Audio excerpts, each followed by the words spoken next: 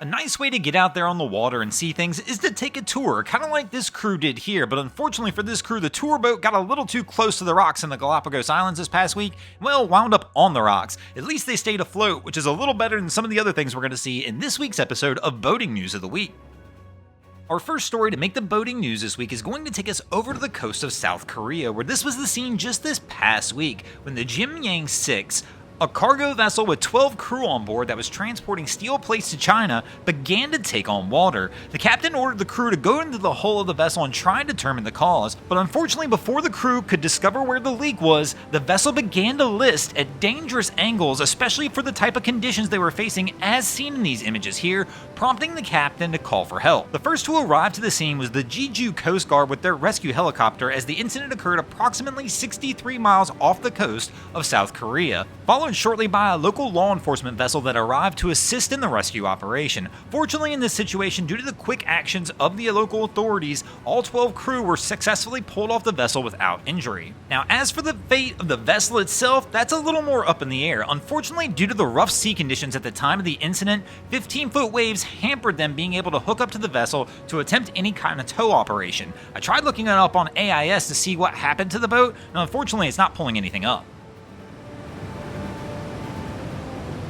Our next story to make the boating news this week is going to take us over to the coast of Spain, where 14 fishermen are going to prove to us that not every fishing trip's a good one. The vessel seen here is the Maria Reina Madre, and it winds up sinking off the coast of Pasaya. The crew had left Lugo that morning to head out for a day of fishing, when several hours into the trip, the crew noticed there was actually a leak in the stern of the vessel. The crew went to work to try and dewater the vessel and stop the leak, and was unsuccessful in doing so, and called local emergency services, who showed up shortly afterwards and evacuated all 14 people from the vessel. Initially, emergency services thought the vessel was salvageable as it was only listing to its side. They actually wound up hooking up to the boat and attempted to tow it the 9 miles back into port, but shortly after that attempt, this is the scene as the vessel began sinking. They quickly disconnected from the boat and watched it sink stern first. Fortunately in this situation, there were no injuries or casualties reported, of course other than the loss of the boat itself. Our next story to make the boating news this week is going to bring us back stateside and take us over to Wisconsin, where this was the scene just a little over a week ago,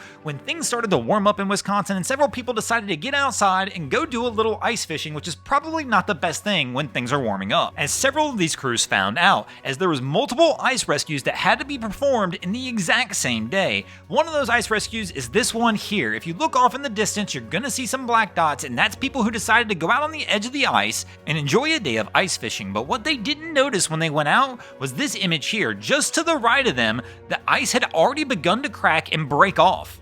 Fortunately for this crew, because it happened in a park, there was actually a camera set up where people could see the incident unfold. Here we're going to speed the time lapse up, but you can see the ice continually drifting further and further away from the shore, when all of a sudden about 20 minutes later, this is the scene of what it looks like and the ice drift is gone. Local authorities are called and have to go out and rescue the people several miles offshore. Now, as mentioned, this was not the only rescue of the day. There were 2 other separate rescue incidents that occurred on this day, with 9 total people finding themselves on ice drifts, drifting out into the lake and needing rescued by local authorities. Fortunately, in this situation, all 9 people were rescued without injury.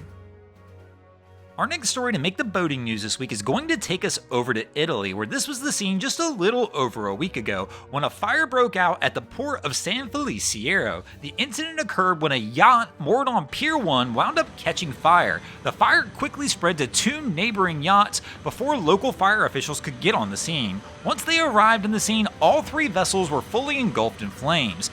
Local fire crews worked feverishly to try and extinguish the blaze. They were able to get the fire out on one of the yachts, but the other 2 unfortunately were just too far along. Fire crews wound up monitoring those fires from a safe area. Fortunately in this situation, no injuries were reported, and the cause of the blaze is currently under investigation, but still has yet to be determined. Thanks for watching, guys. I hope you enjoyed this week's episode of Boating News of the Week. If you ever see anything crazy happening out on your waterways, be sure to hit us up on Facebook or Instagram and let us know, and you might see your stories over here. And if you haven't already, go ahead and drop an anchor on the subscribe button here. If not, we might hide some bananas on your boat.